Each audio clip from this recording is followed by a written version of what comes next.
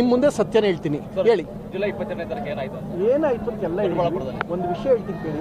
ಖಂಡಿತ ಅದು once SP ಕರೆದು ನೋಡಿ ಸರ್, ಇಷ್ಟೇ ವಿಷಯ, ನಾವೆಲ್ಲ ಕಲಾವಿದರು, ಕೆಲವೊಂದು ಆಗಬಾರ್ದು ಆಗಿದೆ. ಈಗ ಈ ಪ್ರೀತಿಯಿಂದ ಕರೆದಾಗ ಬಹಳ ಪ್ರೀತಿ, ರಾಕಿಯವರು ಪ್ರೀತಿಯಿಂದ ಕರೆದಿದ್ದಾರೆ, ಬಂದಿದ್ದೀವಿ, ಏನಕ್ಕೆ ವಿಶ್ವಾಸಕ್ಕೆ ಬಂದಿರೋದು. ಸೊ ಹಂಗಿದ್ದಾಗ ಎಲ್ಲೋ ಒಂದು ಕಡೆ ಆಗಬಾರ್ದು ಒಂದಷ್ಟು ಘಟನೆ ನಡೆದಾಗ ತುಂಬ ಜನ ದೊಡ್ಡವರು ಸಹಿತ ಫೋನ್ ಮಾಡಿದ್ರು. ಯಾಕೆ ನಾನು 22, 24 ರಕ್ಷಕ್ಕೆ ಒಂದು ಮಾತು ಹೇಳೋಕ್ಕೆ ಇಷ್ಟಪಡ್ತೀನಿ. 22, 23, 24 ಯಾವ ವಿಷಯನೂ ಹೊರಗಡೆ ಬರ್ದಿದ್ದಾಗ ಬಹಳ ಪ್ಲಾನಾಗೆ ನಾನು ಹ್ಯಾಂಡಲ್ ಮಾಡಿದೆ. ಯಾಕೆಂದರೆ ನನ್ನ ಉದ್ದೇಶ ಯಾರಿಗೂ ತೊಂದರೆ ಮಾಡೋದಲ್ಲ. 25 ಏನಾಯಿತು ಅಂದರೆ ಜಗದೀಶ್ ಅವ್ರು ವಿಡಿಯೋ ಮಾಡಿ ಏನೋ ಹೇಳಿದ್ರು. ಸೊ ಹೇಳಿದಾಗ ಈ ಕ್ಲಾರಿಟಿ ಕೊಡೋದ್ರೆ ಕಷ್ಟ ಆಗುತ್ತೆ ಅಂತ ಹೇಳ್ಕೊಂಡು ನನಗೆ ಮಹೇಶ್ ಸಹಿತ ನನ್ನ ಸ್ನೇಹಿತರೆಲ್ಲ ಕೇಳ್ಕೊಂಡ್ರು. ಸರಿ ತಾಳಪ್ಪ ಮಾತಾಡ್ತೀನಿ ಅಂತ ಪುಣ್ಯಾತ್ಮನ್ಗೆ ಹೇಳಿದೆ. ನಾವು ಗುಟ್ಟಾಗೆ ಮುಗಿಸೋಣ ಅಂತ ಇದ್ವಿ ಸರ್. ಆ ಪುಣ್ಯಾತ್ಮ ತಗೊಂಡೋಗಿ ಲೈವ್ ಮಾಡಿಬಿಡ್ತು. ಆ ಅಪ್ಪನ ಬಾಯಿ ಮುಚ್ಚೋಕ್ಕಾಯ್ತದ ಈ ಪ್ರಪಂಚದಲ್ಲಿ? ನನ್ನ ಸ್ನೇಹಿತರೆ, ನಾನು ನೇರವಾಗಿ ಒಂದ್ಸಲ ಭೇಟಿ ಮಾಡಿಲ್ಲ ಜಗದೀಶ್ ಅವ್ರನ್ನ, ಆ ವ್ಯಕ್ತಿ ನನಗೆ ಗೊತ್ತಿಲ್ಲ. ಸೊ ಮಾಡಿದಾಗ ನಾನು ನಿಲ್ಲಿಸ್ತಾ ಇದ್ರೆ ಇನ್ನಷ್ಟು CM ಅಸ್ಮಿಂಗ್ CM ಉತ್ತರ ಕೊಡಿ, ಹೋಮ್ ಮಿನಿಸ್ಟರ್ ಉತ್ತರ ಕೊಡಿ ಅಂತ ತಿಡ್ಕೋತಾರೆ. ಅದಾಗದು ಬೇಡ ಅಂತ ನಾನು ಮಾತಾಡಿ ಸಮಾಧಾನ ಮಾಡಿಟ್ಟೆ. ಅದನ್ನು ನಾವು ರೆಕಾರ್ಡ್ ಮಾಡಿ ಹಾಕಿದ್ರು.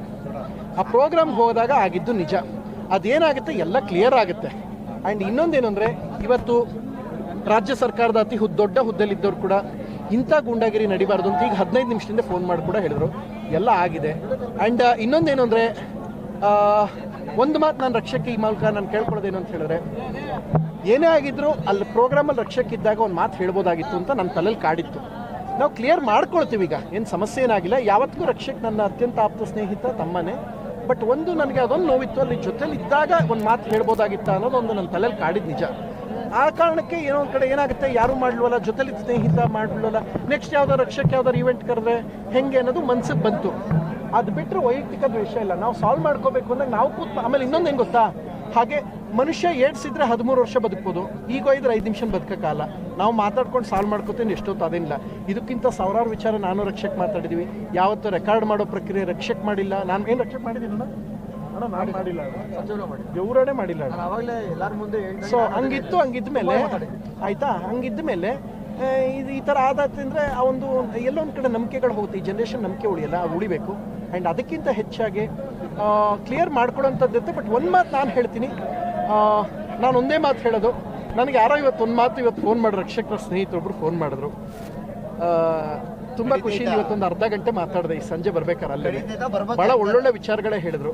ಹಿಂಗಿದ್ದಾಗ ರಕ್ಷಕ್ ಸಿನಿಮಾ ಮಾಡಲಿ, ಹಿಂಗಿದ್ದಾಗ ಇಂಥ ವಿಚಾರಗಳು ನಾನು ಕಾಣಿಸ್ಕೋಬಾರ್ದು ಅಂತ ಇಷ್ಟಪಡ್ತೀನಿ. ಯಾಕೆಂದರೆ ಒಂದು ಮಾತು ಹೇಳ್ತೀನಿ, ಒಂದು ಸಿನಿಮಾ ಮಾಡೋದಲ್ಲ ಸರ್, ತಲುಪಿಸೋದು ಮುಖ್ಯ. ನಾನು 3-4 ಸಿನಿಮಾ ಮಾಡಿ ರಿಲೀಸ್ ಮಾಡಿರೋದ್ರಿಂದ ನನಗೆ ಅದನ್ನೆಲ್ಲ ಸೇಲ್ ಮಾಡೋದ್ರಿಂದ ನನಗೆ ಕಷ್ಟ ಸುಖಗಳು ಗೊತ್ತಿದೆ. ರಕ್ಷಕ್ ಇದು ಹೊಸದಾಗಿರೋದ್ರಿಂದ ಸಿನಿಮಾದ ಒಂದು ರಾಜಕೀಯ ರಿಯಲ್ ರಾಜಕೀಯಕ್ಕಿಂತ ದೊಡ್ಡದಾಗಿರುತ್ತೆ.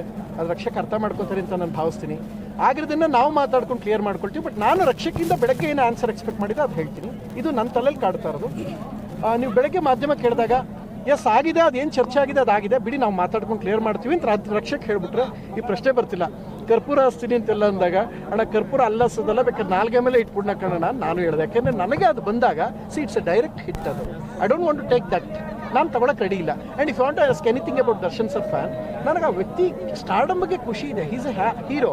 ಬಟ್ ಏನಾಗುತ್ತೆ, ಎಲ್ಲೋ ಒಂದು ಕಡೆ ಕೂತ್ಕೊಂಡಾಗ ಅವ್ರ ಹೆಸರಿಗೆ ಮಸಿ ಬೆಳೆಯೋ ಪ್ರಯತ್ನ ಆಗ್ತಿದೆ. ಇವತ್ತು ಯಾರು ಗೊತ್ತಾ, ಈಗ 15 ನಿಮಿಷದಿಂದ ಬರೋದು ರಾಜ್ಯ ಸರ್ಕಾರದ ಅತಿ ದೊಡ್ಡ ಹುದ್ದೆಲಿದ್ದವ್ರು ಫೋನ್ ಮಾಡಿ, ಪ್ರಥಮ್ ಎಂಟರ್ಟೈನ್ ಮಾಡಬೇಡಿ, ಸೀರಿಯಸ್ಲಿ ಇಮಿಡಿಯೇಟ್ ಒಬ್ಬ SP ಆಕ್ಷನ್ ತೊಗೊಂಡು ಫರ್ದರ್ ಏನು ಬೇಕು ಮಾಡಿಟ್ಟಿದ್ದಾರೆ. ಐ ರೆಸ್ಪೆಕ್ಟ್ IPS ಆಫೀಸರ್ ಒಬ್ಬ ಬಾಬಾ ಸರ್. ಸೊ ಮಾಡಿರೋದ್ರಿಂದ ಅದೇನಾಗುತ್ತೆ ಲೀಗಲಿ ಅದಾಗುತ್ತೆ, ಕಲಾವಿದ್ರಿಗೆ ಅದಾಗಬಾರ್ದು. ಆಮೇಲೆ ಏನು ಗೊತ್ತಾ, ಇದೆಲ್ಲ 80s 90s ದಶಕದ ರೌಡಿಸಮ್ ಸಿನಿಮಾಗಳು ನಡೆಯೋದು. ಬಚ್ಚು ತೋರಿಸ್ಬಿಡ್ದು, ಅಫ್ತಾಬ್ ಮಡುಗು ಇವೆಲ್ಲ ನಡೀತಿತ್ತು. ಈಗ ಅವೆಲ್ಲ ನಡೆಯಲ್ಲ. ಆ್ಯಂಡ್ ನಾನು ಅದನ್ನು ಮಾಡಬೇಕು ಅಂತ ಇಷ್ಟ ಇರಲ್ಲ ಸರ್. ಇನ್ನೊಂದು ವಿಷಯ ಇಲ್ಲ ಸರ್, ಯಾರಿಗೆ ಅರ್ಥ ಆಗೋರು ಪುಣ್ಯಾತ್ಮರಿಗೆ ಒಂದು ಮಾತು ಹೇಳ್ತೀನಿ, ದಯಮಾಡಿ ಅರ್ಥ ಮಾಡ್ಕೊಳ್ಳಿ. 22 ಆದಾಗ ನಾನು 23, 24 ಅಷ್ಟು SP ಸಹಿತ ಅದೆಲ್ಲ ಮೆಸೇಜ್ ಮಾಡಿದಾಗ ನಾನು ಅದೇ ದಿನ ಕಂಪ್ಲೇಂಟ್ ಕೊಟ್ಟರೆ ವಿಷಯ ಬೇರೆ ರೂಪ ತಗೋತೈತೆ ಸರ್. ಬೇರೆಯವ್ರಿಗೆಲ್ಲ ಸಮಸ್ಯೆ ಆಗ್ತಿತ್ತು. ನನ್ನೆಲ್ಲ ದೊಡ್ಡತನ ಇರೋದಕ್ಕೆ ನಾನು ಯಾವುದೂ ಹೋಗಿಲ್ಲ ಸರ್. ತಪ್ಪು ಮಾಡಿದವ್ರಿಗೆ ಆಗುತ್ತೆ. ಬಟ್ ಒಂದೇನು ಅಂದರೆ, ನಾನು ರಕ್ಷಕ್ಕಿಂದ ಏನು ಎಕ್ಸ್ಪೆಕ್ಟ್ ಮಾಡಿದೆ ಅಂತ ಅದನ್ನು ಹೇಳ್ತೀನಿ ಪ್ರಾಮಾಣಿಕವಾಗಿ. ಅಲ್ಲಿದ್ದಾಗ ಅಟ್ಲೀಸ್ಟ್ ನಡೆದಿದ್ದು ರಕ್ಷಕ್ ನೋಡಿದಾಗ ಅಟ್ಲೀಸ್ಟ್ ಒಂದು ಮಾತು ಹೇಳಿದರೆ, ಇಲ್ಲ ನಾವು ಮಾತಾಡ್ಕೊಂಡು ಸಾಲ್ವ್ ಮಾಡ್ಕೊತೀವಿ ಬಿಡಿ ಅಂತ ಹೇಳಿದ್ರೆ ನಾನು ಮಾತಾಡ್ತಾ ಇರಲ್ಲ.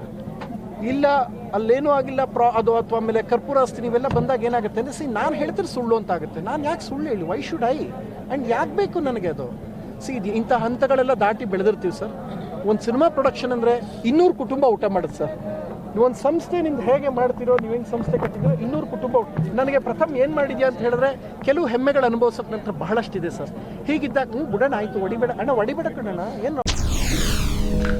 SS TV ಸಿನಿಮಾ ಜಗತ್ತಿನ ಕ್ಷಣ ಕ್ಷಣದ ಸುದ್ದಿಯೊಂದಿಗೆ.